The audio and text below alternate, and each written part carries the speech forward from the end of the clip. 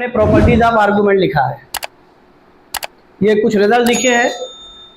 Argument of Z1 into Z2 equal to argument of Z1 plus argument of Z2 plus 2n pi where n is an integer. इसको समझिएगा, ये जो result true है वो सिर्फ और सिर्फ किसके लिए है? प्रिंसिपल आर्गुमेंट के लिए है।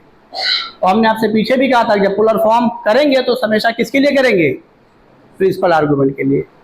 अब यहाँ पे आ जाइए, जैसे इसका प्रूफ करना है तो कुछ नहीं, ये और सारे रिजल्ट देख लीजिए, लॉग प्रॉपर्टी को फॉलो कर रहा है। 2n पाई क्यों ऐड किया राइट हैंड साइड में? इसीलिए किया है कि जिससे ये दोनों आपस में इक्वल हो सके। और किसके लिए इक्वल हो? प्रिंसिपल आर्गुमेंट के लिए। तो और 2n पाई लिखा जरूर है, लेकिन जो n की वैल्यू ली जाएगी वो हमेशा -1, 0, 1 इनमें से कोई एक ली जाएगी, और वो अकॉर्डिंग टू प्रिंसिपल आर्गुमेंट, यानी उस जिससे प्रिंसिपल आर्गुमेंट के हिसाब से वो बैलेंस हो जाए, दोनों बराबर हो जाए। पता चला ये निगेटिव आ रहा है तो n की वैल्यू क्या ले लेंगे? -1, जिससे वो भी निगेटिव हो जाए। अगर वो पॉजिटिव आ रहा है तो 1 ले लेंगे या 0 ले लेंगे, या उसमें भी 0 हो सकता है, ऐसा नहीं है, निगेटिव वाले में भी, इससे दोनों आपस में क्या रहे? इक्वल रहे। n की वैल्यू जो हमेशा लेनी हो -1 और 0 के बाद -1, 0, 1, इसके अलावा कोई वैल्यू नहीं होगी एट अ टाइम कोई एक ही, वो लिख दिया है। अब एक चीज ध्यान रखिएगा, argument of z bar equal to minus time argument of z।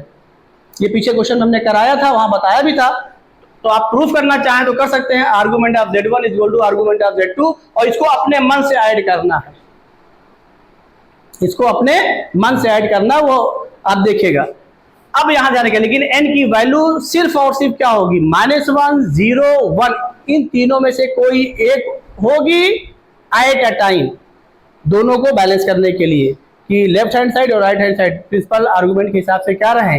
Equal रहे। तो ये लॉग प्रॉपर्टी को फॉलो कर रहा है। यहां पर आर्गुमेंट निकालना है किसका? Z1 into Z2 का। Z1 लेट कर लीजिए R1 e की पावर I θ1, Z2 लेट कर लीजिए क्या? तो जैसे Z1 लेट किया तो आर्गुमेंट ऑफ Z1 क्या हो गया? θ1। आर्गुमेंट ऑफ Z2 क्या हुआ? θ हो गया।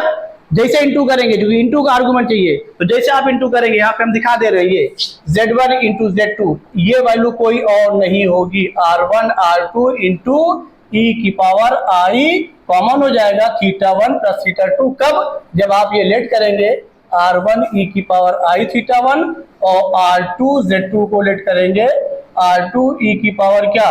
I θ2, और जैसे इंटू करेंगे वैल्यू आ गई। अब बताइए Z1 into Z2 का आर्गुमेंट क्या आ गया? I का कोफिशिएंट क्या? θ1 प्लस, और θ1 क्या है? आर्गुमेंट ऑफ Z1 है। θ2 क्या है? ये प्रूफ हो गया, दैट 2n पाई ऐड कर दिया, जिससे दोनों आपस में क्या रहे? इक्वल रहे, अकॉर्डिंग टू क्या? Principal argument. अभी स्पेशली हमने क्वेश्चन भी लिखा है, और सुन लीजिएगा, n इक्वल टू 0 के लिए अगर खाली हम ले रहे हैं तो इसका मतलब क्या है कि हमने 0 के लिए ही, अक्सर बुकों में n की वैल्यू 0 के लिए लिख दिया जाता है, नहीं, आपको ये ध्यान रखना है। तो अब ये दिमाग में रखिएगा जो रिजल्ट मैंने लिखा। और ये एक चीज बता दें, सब चीजें किसके लिए फॉलो कर रही? लॉग प्रॉपर्टी के लिए। किसके लिए? लॉग प्रॉपर्टी के लिए। देखिए लॉग आर्गुमेंट यहाँ पे लॉग प्रॉपर्टी को फॉलो कर रहा है। आर्गुमेंट ऑफ z की power n equal to n argument of z, यहाँ n हो गया पावर में, तो इंटीजर हमने क्या ले लिया? के। बाकी जगहों पर n ही लिया। इसमें कोई डाउट होगा बताइएगा, घर में प्रूफ करिएगा, हमको बताइएगा। समझ में आया? इसमें कोई शक होगा बताइएगा, इसको नोट कर लीजिए। और फिर एक क्वेश्चन ये हमने लिखा, इसको हम करने जा रहे हैं। हम जब देखिए पहचानिए, दोनों हम कर दे रहे हैं। If argument of Z1 is equal to 17 pi by 8, argument of Z2 is equal to 7 pi by 8, then find the principal argument of Z1 into Z2। तो अब यहां पर argument of Z1 into Z2 निकालने हम जा रहे हैं, इसको निकालने जा रहे हैं। अब यहां से ध्यान रखिएगा, आर्गुमेंट ऑफ Z1 भी पॉजिटिव है, आर्गुमेंट ऑफ Z2 भी क्या है? पॉजिटिव है। तो अब इसकी जो वैल्यू लिखेंगे तो बताइए क्या लिखेंगे? Argument of Z1 plus argument of Z2, और प्लस क्या बोलिए? 2n पाई। इसमें कोई डाउट? अब आ जाइए यहां पर आपको समझना क्या है कि argument of Z1 into Z2 एक कॉम्प्लेक्स नंबर ही हुआ। जब इसका प्रिंसिपल आर्गुमेंट निकालेंगे तो Z1 into Z2 एक कॉम्प्लेक्स नंबर होने की वजह से जो इसकी वैल्यू आएगी वो क्या? -पाई से किसके बीच आएगी? पाई के बीच, वो n उसी हिसाब से भी लेंगे। आइए अब आर्गुमेंट ऑफ Z1 लिखिए, क्या लिखें बोलिए? 17 पाई बाई 18 हो गया, प्लस आर्गुमेंट ऑफ Z2 लिखिए, जल्दी बोलिए। 7 पाई बाई 18 और प्लस 2n पाई। अभी इसको ऐसे दे रहे हैं, जरा इसका एलसीएम लेकर के चेक करिए। एलसीएम लेकर के चेक करिए कि जो राइट ये जो आने जा रहा है ये माइनस पाई से प्लस पाई के बीच में आ रहा है कि पाई से बढ़ा रहा है? तेज बोलिए, पाई से। और होना क्या चाहिए? तो इसका मतलब क्या हुआ, जो प्रिंसिपल आर्गुमेंट है वो किसके बीच में होना चाहिए? माइनस पाई से और किसके बीच में? अब बताओ यहां पर n की वैल्यू क्या लेंगे? 0 लेंगे? बोलिए 1 लेंगे? तेज बोलिए 1 लेंगे तो और बड़ा हो गया, क्या लें? -1। ये बात समझ में आ गई? क्लियर हो गया? अब यहां पे देखिए आर्गुमेंट ऑफ Z1 भी पॉजिटिव है, आर्गुमेंट ऑफ Z2 भी क्या है? पॉजिटिव है। लेकिन जब ये argument of Z1 into Z2 लेने जा रहे हैं तो प्रिंसिपल आर्गुमेंट के हिसाब से क्या बनने जा रहा है? निगेटिव बनने जा रहा है। तो ये आपको समझना है। बात क्लियर हो गई? जो ये प्रॉपर्टी लिखी गई तो डायरेक्ट करें, n की वैल्यू क्या लें ये समझना है, कोई एक ही लेना है। तो यहां से क्या आ गया? बोलिए बोलिए 24 पाई बाई 18 और माइनस n की वैल्यू क्या? -1। तो कितना हो गया? समझ में आया कि नहीं आया? कोई डाउट हो बताइए, कोई किसी को डाउट? तो ये कितना हो गया? 4, ये कितना आ गया? अब देखिए समझिए, वही कॉन्सेप्ट आ गया। कौन सा? जब argument of Z1 into Z2 निकाला। समझिए बात को ध्यान से। तो ये क्या हो गया? 4 पाई बाई, हम एक लाइन और लिख दे, 4 पाई बाई क्या आ गया? 3 और माइनस क्या? 2 पाई। अब पहचानिए ये आप किस क्वाड्रेंट में चले गए? थर्ड में। और जब किसके साथ? Z1 इंटू Z2 के साथ किस क्वाड्रेंट में निकल आए? ये यहां पे दिखा दे रहे हैं थर्ड क्वाड्रेंट में। और पीछे मैंने बता रखा है जब आप थर्ड क्वाड्रेंट में रहेंगे तो निकालेंगे आर्गुमेंट ही, लेकिन उसमें से क्या माइनस करेंगे? वही ये माइनस होता हुआ नजर आ रहा जो आपने 2 और 5 लिखा उसी के साथ। बात क्लियर हुई कि नहीं हुई? तो argument of Z1 into Z2 जब निकाल रहे हैं तो कहां पहुंच जा रहे हैं? थर्ड क्वाड्रेंट में। तो ये देखिए आपको वो वही कॉन्सेप्ट नजर आ रहा है जो आपने पीछे किया। कर लेंगे? करें आगे? तो जल्दी बोलिए क्या आ गया? -2, यही आंसर हो गया। ये आ गया। कोई डाउट हो बताइए? तो इस 2 and पाई का यूज समझ में आया क्यों कर रहे हैं? और ये आप इसको घर पे करिएगा, भी हमने ओरल समझाई दिया यहाँ लिख करके कि आप घर पे करिएगा कि आर्गुमेंट किसी और को नहीं फॉलो कर रहा। किसको फॉलो कर रहा है? लॉग प्रॉपर्टी को। ये जरूर ध्यान। क्लियर हो गया? नोट कर लीजिए, आगे चले। देखिए हमने combined property of modulus and argument की लिखी है, इसको ध्यान दीजिएगा। जैसा modulus of Z1 plus Z2 equal to modulus of Z1 plus modulus of Z2 लिखा है। ये ट्रू कब है? जब argument of Z1 is equal to argument of Z2। हमने यहाँ पर जो ये प्रॉपर्टी लिखी है वो पार्टिकुलर वैल्यू के लिए लिखी है, 2 and पाई के लिए नहीं लिखी है, ध्यान रखिएगा। इसलिए इसमें कंफ्यूजन की कोई जरूरत नहीं होनी चाहिए। अब ये दोनों सेम है, क्यों? चूंकि एट लास्ट दोनों को क्या लिखा गया है? Modulus of Z1 plus modulus of Z2, दोनों सेम है। क्यों? इसको हम क्या लिख सकते हैं? पीछे हमने कराया भी है, modulus of Z1 plus bracket में क्या? Minus Z2। तो वही माइनस का क्या हो जाएगा? प्लस हो जाएगा। तो इस केस में दोनों का आर्गुमेंट इक्वल होगा। हाँ, modulus of Z1 plus Z2 is equal to modulus of Z1 plus Z2 is equal to modulus of Z1 minus Z2 लिखा, और वही चीज ये माइनस साथ यहाँ पे लिखी है। और यहाँ पर ये मैंने मान के लिखा है कि मॉडुलस ऑफ Z1 ग्रेटर है किससे? ठीक है, ये ग्रेटर लिखा है। तो अब जब ये ग्रेटर लिखा है तो उस केस में argument of Z1 minus argument of Z2 equal to pi आएगा। और ये दोनों को बराबर किया, इन दोनों को बराबर किया है। जब इन दोनों को बराबर किया तो argument of Z1 minus argument of Z2 is equal to क्या आएगा? प्लस पाई/2 आएगा, या क्या आएगा? माइनस पाई/2। दोनों में से कोई एक आएगा, पाई/2 भी आ सकता है। तो जब पाई/2 आएगा, माइनस पाई/2 आएगा, तो ये कॉम्प्लेक्स नंबर कहाँ लाई कर रहा है? वाई एक्सिस पर। क्या होगा? Purely imaginary. तो कौन प्योरली इमेजिनरी हुआ? Argument of Z1 minus Z2 को हम क्या लिख सकते हैं? Argument of Z1 by Z2। अब देखिए हमने क्या किया? पार्टिकुलर वैल्यू के लिए लिखा, तो 2 and पाई यहाँ पर नहीं ऐड करने की जरूरत है। ठीक है, समझ नहीं समझ रहे हैं? तो यहाँ पर क्या हो गया? ये कॉम्प्लेक्स नंबर कौन सा बनने जा रहा है जिसका आर्गुमेंट पाई/2 आ रहा है या -पाई/2, कौन सा हो रहा है? आर्गुमेंट ऑफ, रिजल्ट किसके बराबर हो जाएगा? आर्गुमेंट ऑफ Z1/Z2 मींस क्या कि कौन प्योरली इमेजिनरी हुआ जब ये कंडीशन लिखी रहेगी, Z1/Z2। समझ में आ गया? आइए एक प्रूफ हम करके दिखा दे रहे हैं, जिसमें पहला प्रूफ करके दिखा दे रहे हैं, जिससे कोई दिक्कत ना हो। ये प्रूफ करना आपको आना चाहिए, ये हम प्रूफ करने जा रहे हैं। अब एक ऑप्शन आपके पास, उसको आप घर पे करिएगा।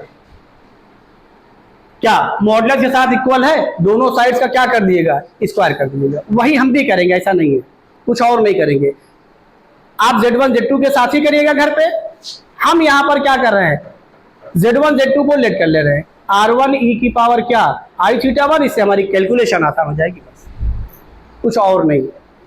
R1 e की पावर I(θ1) और R2 e की पावर I(θ2) करेंगे वही, ऐसा कुछ और नहीं करने जा रहे हैं। तो यहाँ पे और घर पे जब आप करिएगा, इस चीज को हमने करवाई है मॉडुलस को याद करिएगा। देखिए स्क्वायर करवाया है ना, तो क्या किया था? दोनों को कॉन्जुगेट लिया था और कॉन्जुगेट में Z1 Z2 रखा था, इनटू किया था। थोड़ा लंबा प्रोसेस हुआ था, घर पे किया आपने और हमने करवाया भी एक आध। तो अब इसको थोड़ा सा चेंज करके कर रहे हैं, यहाँ पे लेट कर ले रहे हैं क्या? Z1 इज इक्वल टू क्या? R1 e की पावर I(θ1) और Z2 इज इक्वल टू क्या? R2 e की पावर I(θ2)। क्योंकि मॉडुलस से स्क्वायर तो करना ही करना है, दोनों साइड्स के हम क्या कर दे रहे हैं? स्क्वायर। तो ये क्या हो जाएगा? ये पहले वाले का प्रूफ कर रहे हैं, स्क्वायरिंग बोथ साइड्स। तो क्या हो गया? Modulus of Z1 plus Z2 का whole square is equal to क्या? मॉडुलस ऑफ Z1 और प्लस मॉडुलस ऑफ Z2 पूरे का होल स्क्वायर। कोई डाउट? अब इसको क्या लिख दे रहे हैं? Z1 plus Z2 into Z1 plus Z2 का बार। तो इसको थोड़ा हम डायरेक्ट यूज करने जा रहे हैं, Z1 प्लस Z2 इंटू, बोलो, Z1 प्लस Z2 क्या? Whole bar. होल बार किसके बराबर हो जाएगा? Z1 bar into Z2 bar is equal to, यहाँ पर a प्लस बी, क्योंकि ये मॉडुलस के साथ है तो a प्लस बी का होल स्क्वायर सीधा फॉर्मूला लगा दे रहे हैं, कुछ और नहीं कर रहे हैं। क्योंकि मॉडुलस के साथ है ना, तो इसमें कुछ करना नहीं है, जो आपने a प्लस बी का होल स्क्वायर पढ़ा ना, वही लगा दीजिए। क्या हो जाएगा बताइए? Modulus of Z1 square plus modulus of Z2 square और plus 2 modulus of Z1 into क्या? Modulus of Z2। अब कुछ ना करिए, Z1 और Z2 की यहाँ पे वैल्यू लिख करके करिए, कैलकुलेशन हमारी आसान हो जाएगी। कैलकुलेशन क्या हो जाएगी? बहुत आसान हो जाएगी। या चूंकि आप पीछे कर क्या है तो वही कर दीजिए, क्योंकि हमको दिखाई भी पड़ रहा। जो आप करना चाहेंगे सब सही है, जो कहिए वो कर दे। कहिए तो Z1 की वैल्यू R1 e की पावर I(θ1) लिखे, चलिए वही लिख दे रहे हैं, कोई दिक्कत नहीं है, ठीक है ना? कोई डाउट तो नहीं है? क्योंकि अब वो हम पीछे कर क्या, तो यहाँ पर इसको लेट के कर दे रहे हैं क्या? R1 बोलिए e की पावर I(θ1) प्लस, क्यों? क्योंकि हमें आर्गुमेंट लाना, जिससे हमारा वो आर्गुमेंट डायरेक्ट दिखाई पड़ जाए, इसलिए इसको कर रहे हैं यहाँ पर। समझ में क्यों ये कर रहे हैं? और पीछे चूंकि इसकी जरूरत नहीं थी इसलिए वो नहीं किया था। ध्यान रखिए हमको किस जगह पे क्या करना है। R1 e की पावर I(θ1), यहाँ बोलिए R2 e की पावर I(θ2) और इंटू Z1 बार R1 e की पावर माइनस I(θ1) और प्लस Z2 बार बोलिए R2 e की power I(θ2) is equal to क्या हो जाएगा? R1 स्क्वायर, अरे भाई modulus of Z1 square, Z1 का मॉडुलस कौन है? R1, प्लस यहां बोलिए R2 स्क्वायर। समझ में आ रहा? और फिर क्या आ गया? Plus 2R1 R2। अब यहां पर हम इंटू थोड़ा डायरेक्ट कर रहे हैं, देखिएगा ये क्या हुआ? e की पावर I(θ1) R1 e की पावर माइनस I(θ1), बेस से में पावर ऐड हो जाएगी, क्या आ गया? e की पावर 0, क्या आ गया? 1, बचा क्या बोलिए? R1 स्क्वायर, प्लस अब इसको इससे इंटू कर रहे हैं तो क्या आ गया? R1 R2 e की पावर I(θ1) प्लस θ2 और प्लस जब इसको इससे इंटू कर रहे हैं तो क्या हो रहा है? R2 R1 e की पावर I(θ2) माइनस θ1।